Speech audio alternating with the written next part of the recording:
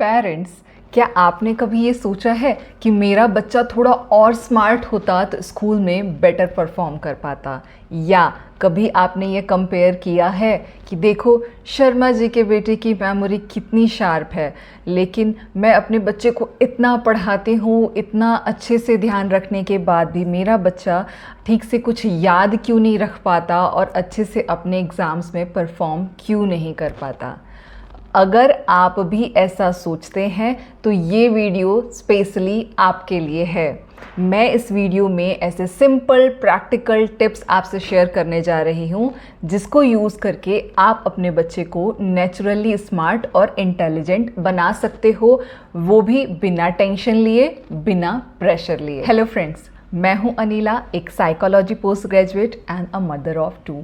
मैं अपने इस चैनल पर पेरेंटिंग रिलेटेड वीडियोस अपलोड करती हूँ ताकि मैं अपने ऑडियंस की पेरेंटिंग जर्नी में उनके साथ चल पाऊँ, उनकी मदद कर पाऊँ। मैंने ये देखा है कि हर पेरेंट्स ये चाहते हैं कि उनका बच्चा स्मार्ट हो, इंटेलिजेंट हो, लेकिन रियलिटी ये है कि इंटेलिजेंस सिर्फ बच्चों को ट्यूशन भेजने से, ज़्यादा किताबें पढ़ाने से नहीं आती, बल्कि अपनी डेली हैबिट्स, छोटी छोटी हैबिट्स और हम पेरेंट्स का अप्रोच बहुत ज़्यादा मैटर करता है। फर्स्ट टिप है, play is equal to brain gym. ज़रा सोचिए फ्रेंड्स कि जब हम अपने बच्चों को टीवी देखने को बोलते हैं तो वो आराम से चुपचाप बैठ जाते हैं, लेकिन जब हम अपने बच्चों से पजल सॉल्व करवाते हैं, लेगो देते हैं उनको सॉल्व करने को, तो उनका ब्रेन जो है एक्टिवली काम करता है। रिसर्च भी यही कहता है कि इस तरीके के गेम खेलने से हमारे बच्चों का प्रॉब्लम सॉल्विंग स्किल बढ़ता है और साथ ही साथ उनका इमेजिनेशन भी इम्प्रूव होता है। मतलब play is not waste of time, it's actually brain का जिम। Tip 2, reading and storytelling. आपको याद है जब हम छोटे थे तो हमारी दादी नानी हमें स्टोरी सुनाया करती थी, कितना मज़ा आता था ना। लेकिन आजकल ये वाली हैबिट थोड़ी मिसिंग है ना। तो साइंस भी इस पर यही कहता है कि अगर हमारा बच्चा डेली स्टोरी या फिर रीडिंग करता है तो उसका वोकेबलरी एंड उसका कॉन्फिडेंस बूस्ट होता है। तो बस आपको ज़्यादा कुछ नहीं करना है, बस डेली सोने से पहले बेड टाइम स्टोरीज़ अपने बच्चों को सुनानी है अगर वो छोटा है तो, और अगर बच्चा बड़ा है तो उसको रीड करने को देना है। साथ में आप भी कोई बुक ले सकते हैं, साथ में रीडिंग कर सकते हैं।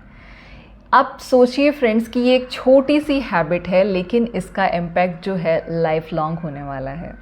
टिप 3, क्यूरियोसिटी को एनकरेज करो। पेरेंट्स, याद है आपको, आपके बच्चे ने कभी आपसे आकर के पूछा होगा कि मम्मा या पापा स्काई ब्लू क्यों होता है? तो आपने क्या कहा होगा कि अभी चुप हो जाओ, अभी रुको, मैं बाद में बताता हूँ, या कुछ और आंसर दे दिया होगा। आपको पता है कि बच्चों का सवाल पूछना, क्वेश्चन पूछना इंटेलिजेंस की निशानी होता है। तो अगर नेक्स्ट टाइम आपका बच्चा आपसे कोई क्वेश्चन पूछ रहा है तो उसको आंसर दीजिए। अगर आपको नहीं आता तो आप अपने बच्चे को बोल सकते हैं कि बेटा इसका आंसर मुझे पता नहीं है, लेकिन मैं आपको पता करके बताती हूँ।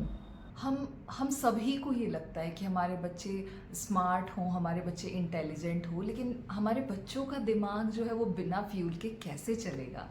तो जो ओमेगा 3 रिच फूड होते हैं, जैसे नट्स है, फ्रेश फ्रूट्स है, एग हो गया, फिश हो गया, इन सब से हमारे बच्चों का जो मेमोरी न्यूरॉन है वो स्ट्रॉन्ग होता है।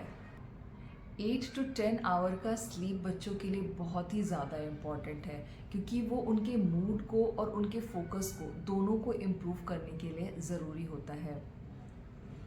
आप भी खुद सोचिए पेरेंट्स कि जब हमारे बच्चे कम नींद लिए रहते हैं, कम सोए रहते हैं, तो कितनी ज़्यादा क्रैंकी हो जाते हैं। Next tip, limit screen time. Parents, honestly ये बताइएगा कि कितनी बार आपने अपने बच्चे को स्क्रीन दिया है सिर्फ उसे चुप कराने के लिए? हम सभी ये करते हैं, लेकिन क्या आप जानते हैं कि इतना ज़्यादा स्क्रीन देने से हमारे बच्चे का फोकस और उसका इमेजिनेशन दोनों ही वीक हो जाता है। एक और इम्पॉर्टेंट पॉइंट पेरेंट्स, कि बच्चे लर्न अच्छे से तभी कर पाते हैं जब वो सिक्योर फील करते हैं। मतलब जब बच्चे ने छोटी मोटी कुछ चीज़ें करी हैं, छोटा भी कुछ अचीव किया है, तो आपने उसको सेलिब्रेट करना है। फॉर एग्ज़ाम्पल, वाह बेटा आज आपने अपना शूज़ खुद से पहना है, इस तरीके से उनकी तारीफ़ कीजिए, उनको अच्छा फील होगा। पर जब हम अपने बच्चों को सिर्फ डांटते ही रहते हैं तो हमारे बच्चों का ब्रेन जो है वो स्ट्रेस में चला जाता है और उनकी लर्निंग स्लो हो जाती है। आपने कभी ये नोटिस किया है कि कुछ बच्चे फेल होने के बाद दोबारा कभी ट्राई नहीं करते उस चीज़ को, लेकिन कुछ बच्चे ऐसे होते हैं जो ये सोचते हैं कि फेल हो गया तो क्या हुआ, मैं बार बार ट्राई करूँगा, मैं बार बार ट्राई करूँगा। तो ये होता है growth mindset. Stanford psychologist Carol Dweck कहती हैं कि ये हैबिट बच्चों की ज़िंदगी भर की सक्सेस डिसाइड करती है। पेरेंट्स, ये इमेजिन कीजिए कि आपने अपने बच्चों को पजल सॉल्व करने को दिया, उनको डेली बेड टाइम स्टोरीज सुनाई, उन्हें healthy diet, healthy nutrition provide कराया, उनके सारे क्वेश्चंस का बहुत ही पेशेंसली आंसर दिया। ये सारी चीज़ें, छोटी छोटी चीज़ें करते हुए आप अपने बच्चे के ब्रेन को एक प्रॉपर वर्कआउट दे रहे हो, और इस चीज़ को आप अपने डेली रूटीन में बहुत ही ईजिली ऐड कर सकते हैं। पेरेंट्स, बच्चों को स्मार्ट और इंटेलिजेंट बनाने के लिए कॉस्टली स्कूल्स और एक्स्ट्रा क्लासेस की ज़रूरत नहीं होती, बस थोड़ा माइंडफुल पेरेंटिंग की ज़रूरत होती है जो आप कर सकते हो। आज के लिए फ्रेंड्स इतना ही। आई होप कि आपको ये वीडियो अच्छी लगी होगी। अगर अच्छी लगी है तो इस वीडियो को लाइक ज़रूर कीजिए, चैनल को सब्सक्राइब कीजिए और भी आपके जो पेरेंट फ्रेंड हैं उनके साथ इसको शेयर कीजिए। और हाँ, कमेंट करके ये ज़रूर बताइएगा कि इन सभी टिप्स में से आप कौन सा टिप फॉलो करने वाले हो। Thank you so much for watching. Have a parenting.